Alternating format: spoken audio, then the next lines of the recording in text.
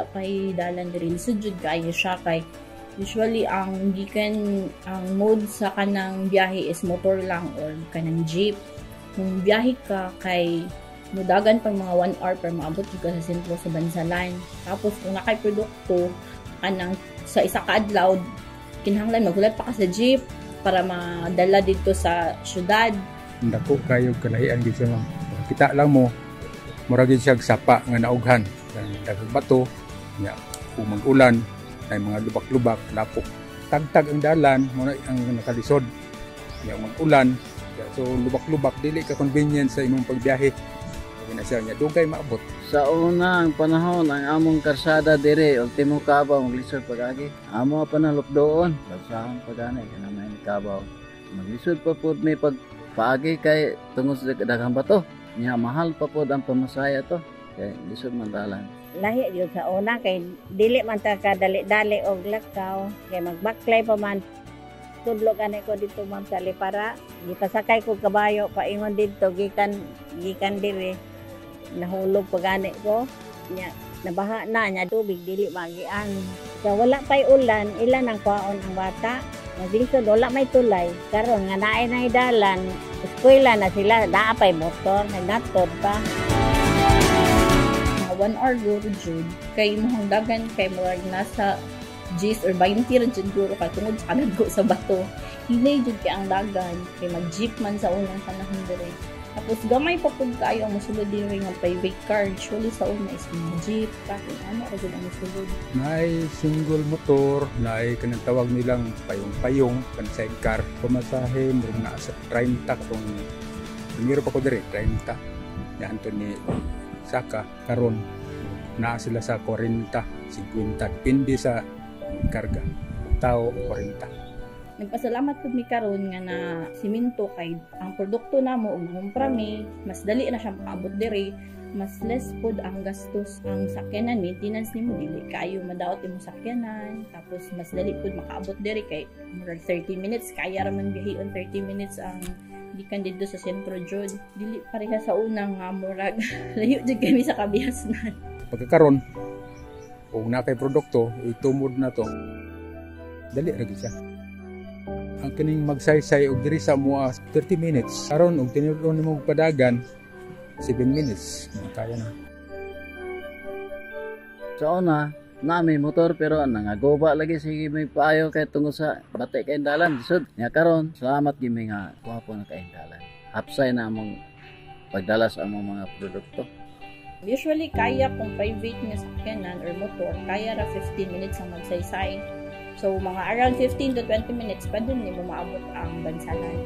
Mas dali ra gyud siya karon mas daghan jud maayong nahatag ang pagsemento sa dalan.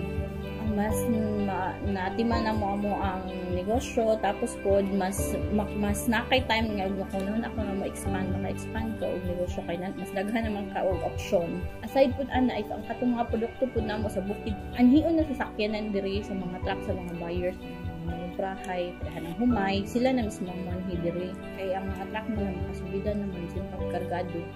Kaya ang main produkto diri kay kuan man, humay, guma, mais, lubi.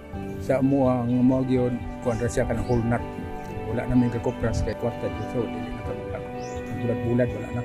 Mas maayo pud karon pud mas daghan na og kanang mosulod na mga distributor sa mga produkto, mas mosulod na sila diri kay mas nindot naman ang dalan. Karon pinanghayhaya kay wala naman plain naman ang dalan. Kapalit ng sakyanan, ang gasto is mas less siya karon kay kudo naman ang inyong bayaran. Para nako ato pong lantawon og halimbawa mamaanod ang yuta atong i-plaster nga dili gyud siya matumpag kay mao ra gina sa mga dapin ang dali madaot. O sa kanang sakyanan dagko tingali nakakuha naman na siya unsa pila ka tulinada ang dapat moagi. Dili ka na makadamay sa dalan makapaliki kay bungat mo sa kayo na pila ka tons na siya gaagi dia kita nako nagamintain ang province sila gyud kay naay mga kuan pod inasubay nila pag hinlo kita nako doon na dito sa mua ila ginahinluan ng dalan tong mga railings ila nang gipintalan makaingon jud kag mingaw lahi dako jud kayo ang kausaban nga semento basigin sa tong mga nakabisita gud sa una 10 years or 15 years ago. Sa una ang mga namaligya diri siguro maihap ra nimo mga pila na katindahan, taas na ng 5 katindahan.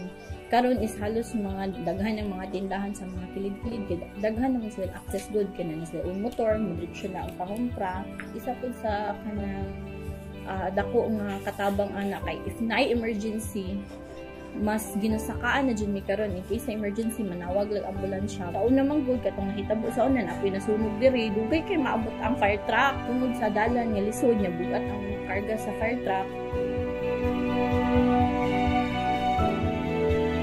Pag na semento ng kalsada, daghang mga opportunities nga nisulod na dire nasa tagad among barangay, mga assistance na ipahatag ng gobyerno. Na sila ihatag ng mga seeds, na ay mga abono and fertilizers na ginahatag, may mga medical mission diri, and then daghan og project na nasulod sa Takol. Aside anang gym namo diha na ay umaabotay daw nga substation sa fire truck diri, mga health center yung gitukod, rescue team kay ko'y part din nga bahaunon. So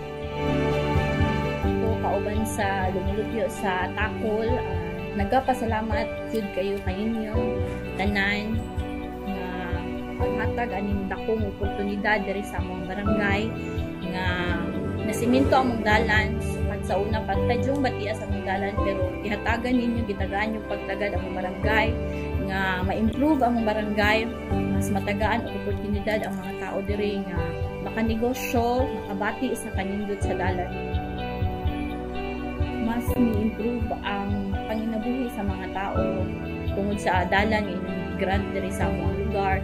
Daghan kayong salamat sa mga tao nga nagpalikod niini ug sa atong gobyerno.